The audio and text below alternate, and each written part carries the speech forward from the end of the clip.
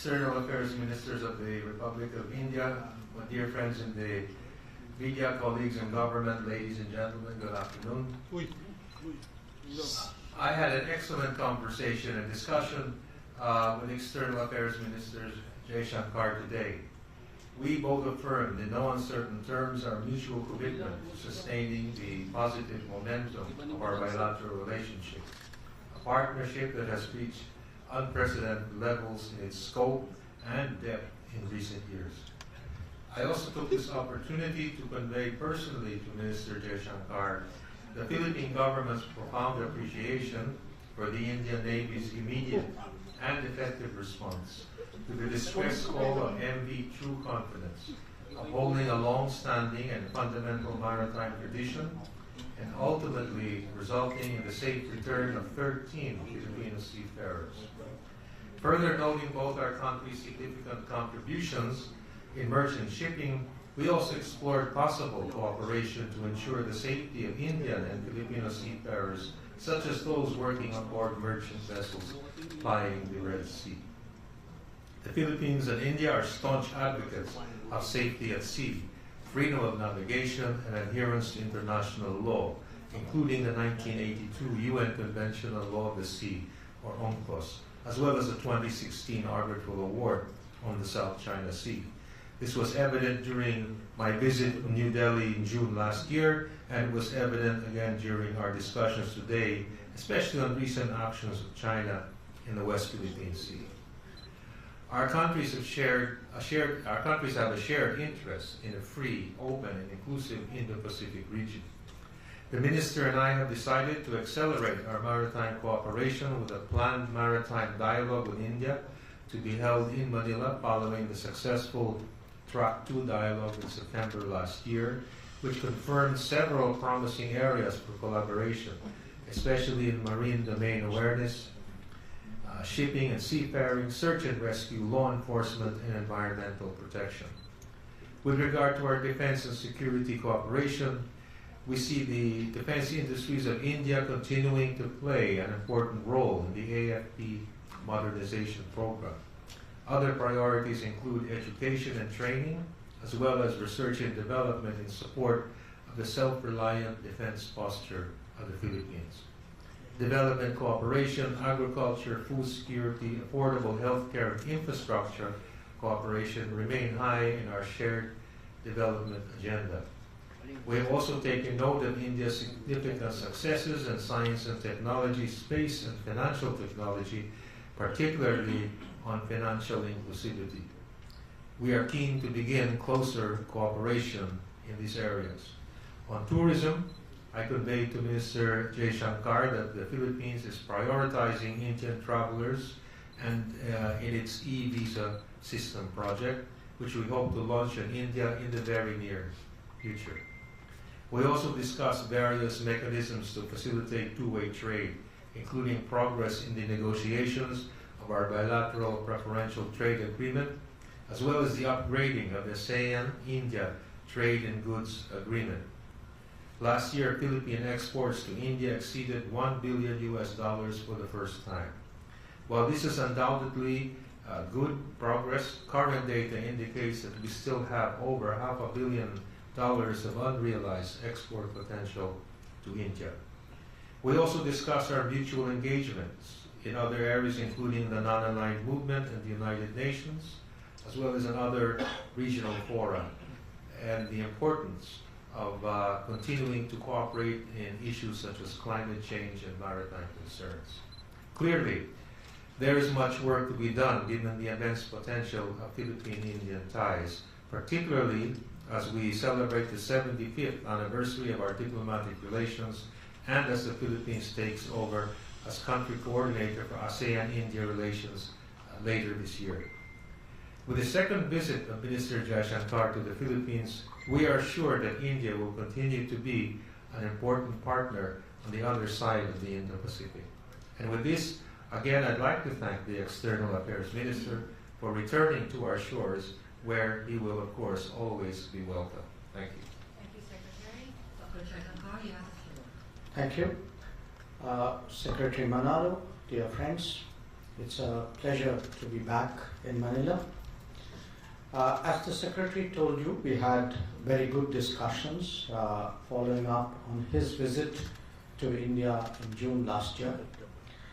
We also had an opportunity to meet in Kampala earlier this year on the sidelines of the NAM summit. Now, as you all know, India's ties with the Philippines has seen very perceptible growth in recent times. Prime Minister Modi met President Marcos during the India-ASEAN summit in September last year, and I will have the honor to call the President later this afternoon and look forward to conveying the Prime Minister's greetings and good wishes.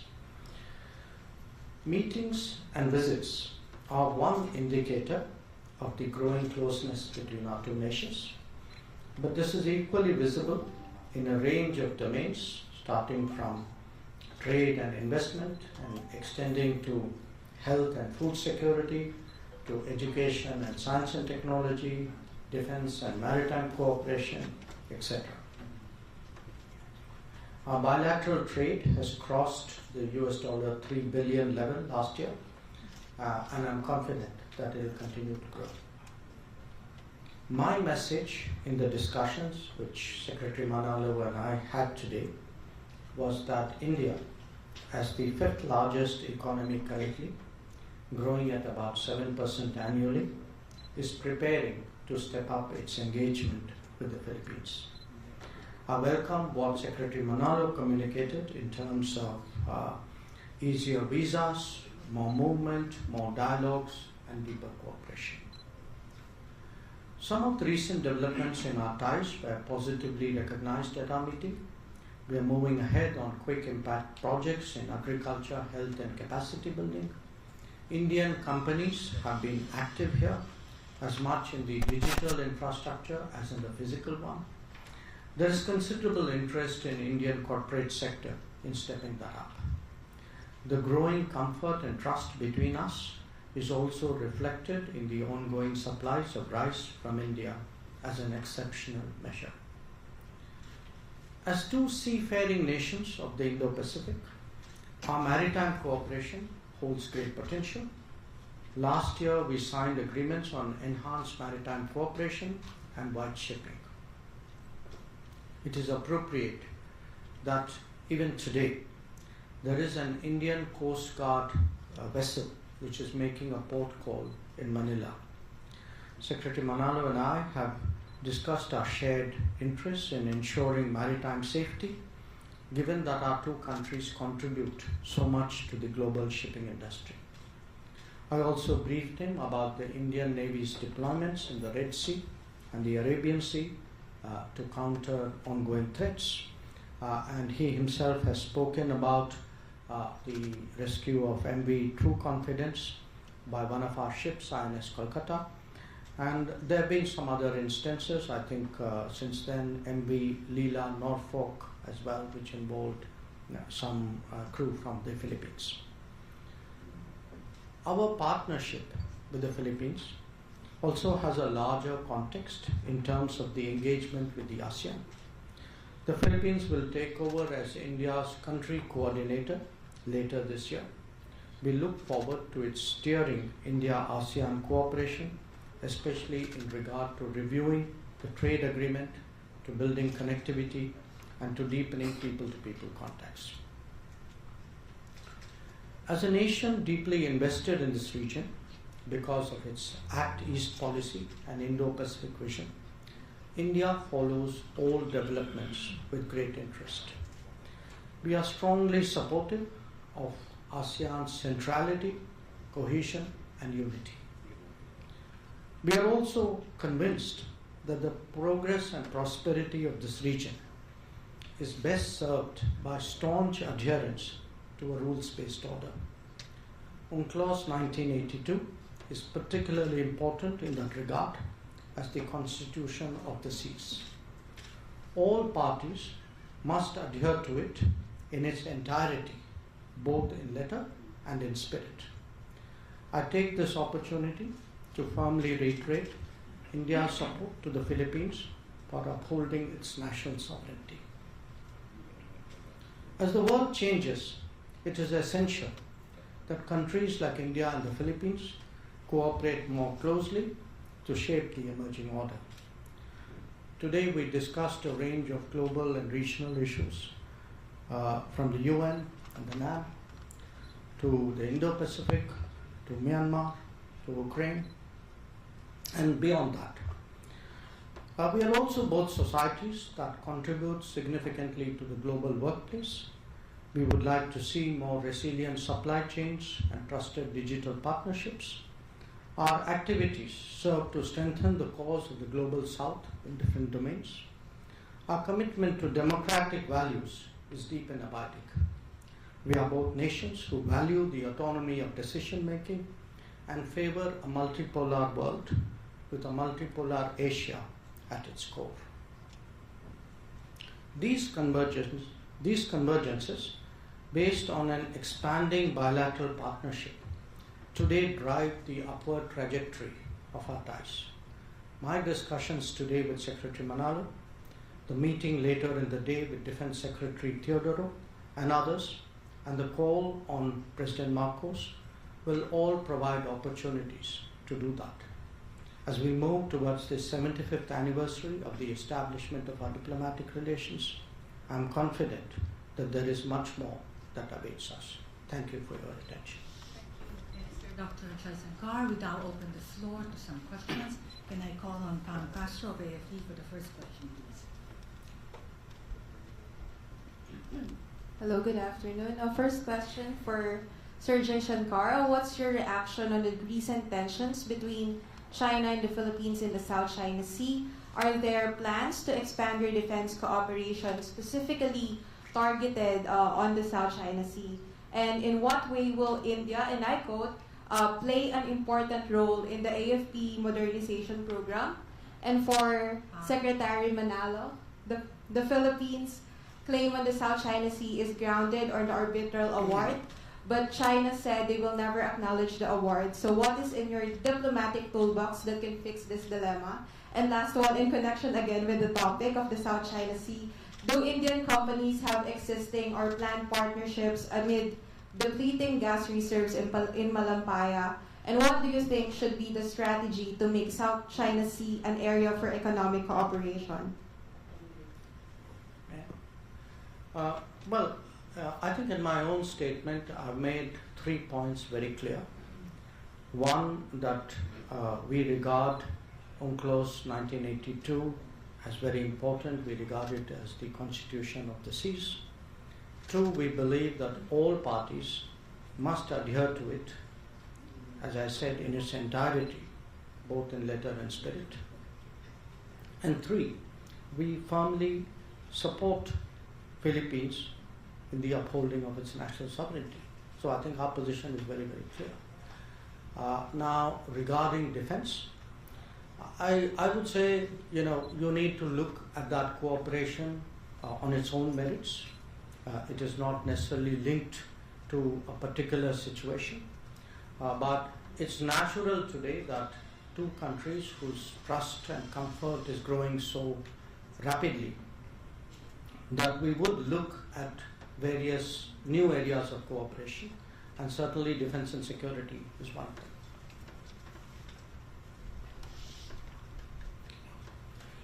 Thank you. On your question regarding the arbitral award, well, China, as you mentioned, has on many occasions said they don't accept the arbitral award. All I is that the arbitral award is final and binding. And this has been reaffirmed by the international community.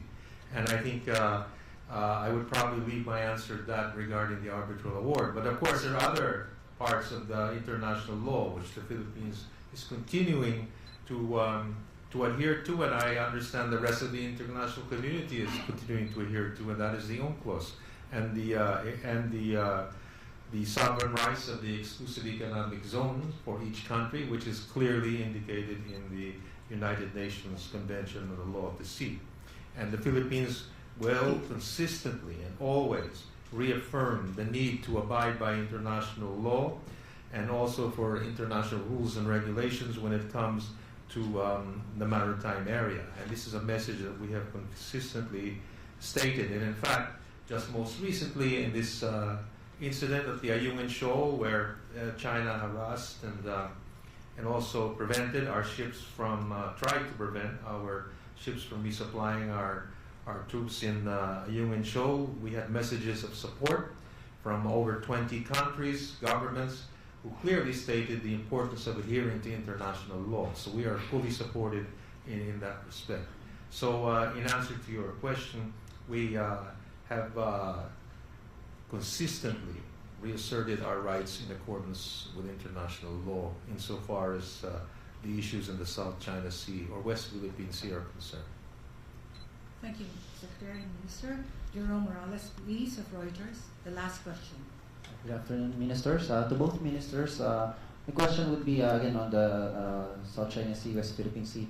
So, on the maritime dialogue that was mentioned, what do you plan to achieve with this? What will be the scope? Will there be more cooperation in terms of Coast Guard, maritime exercises, and other conversations happening between Philippines and India on how India can participate in Philippine modernization? And also, can you update us on the Philippines, India, and Japan trilateral mechanism?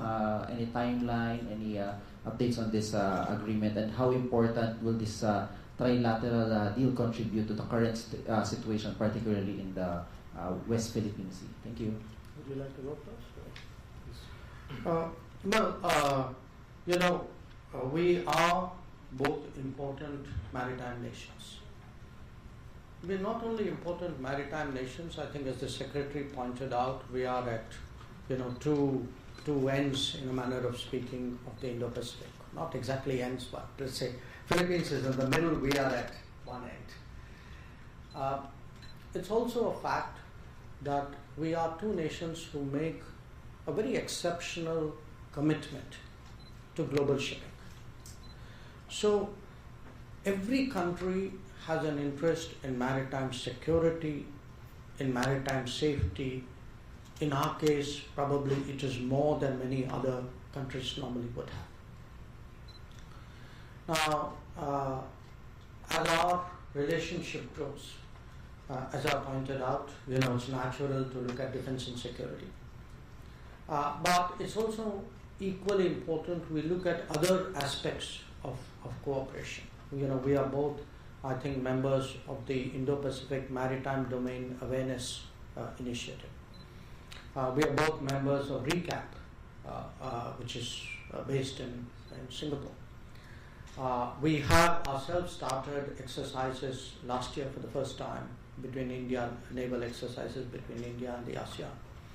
So there's a lot. I mean, this is an area where actually our cooperation has just begun. And what the maritime dialogue is intended to do is actually to explore what more we could do. A good example is this Coast Guard vessel which has come into port in Manila. It's a pollution control vessel. I believe you've had some serious incidents of oil spills and other pollution challenges. So there's a lot of work to be done here. There's environmental work, there's ecological work, there's security work. And at the end of the day, every country has the right to uphold and enforce its national sovereignty. And I think that is something that we have also discussed. Thank you. Well, I just have to follow up a bit on what Minister Jaishankar said. First of all, to give the proper context to the question, India and the Philippines have a very deep interest in ensuring a free, open, and inclusive Indo-Pacific Ocean. And it's on this region. And it is in this context that we are having extensive discussions regularly on defense cooperation, security cooperation, mainly also with a view to supporting an international rules-based order. And as if I could just follow up a bit what was said, we have already engaged in a number of training and joint defense committee meetings in order to see where we can bolster our cooperation. We have exchanged views not only in we have exchanged views on regional security developments, as well as various activities in the context of our defense engagement plan. And I understand Minister Jaishankar will also be meeting our defense officials and Coast Guard officials later, and they will be discussing other points of where cooperation might continue. Might continue. Just let me say that our cooperation is growing in the sense that not only are we considering newer activities such as training and joint committee meetings, but also exploring other ways where we can contribute to the security of both our countries, as well as to ensure that the Indo-Pacific region remains open and peaceful and is a region of peace and development. And I think it's in all these areas where we have also agreed to continue discussions through our various committees. So this is going to be an ongoing process as our relations in this area grow stronger and stronger. Concludes the joint press conference. We thank everyone for joining us this afternoon. We wish the Indian delegation all the best in their meetings in the Philippines, and thank you for joining us. Dynabad, good day. Good day to all. Thank you. Thank you.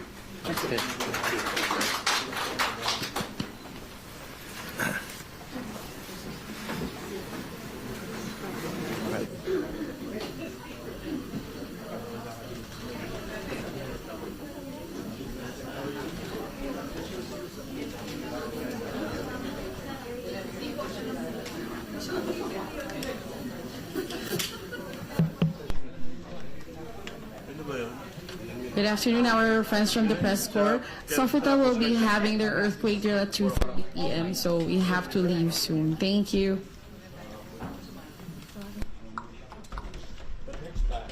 Papalit ng ilaw habang nagsasalita.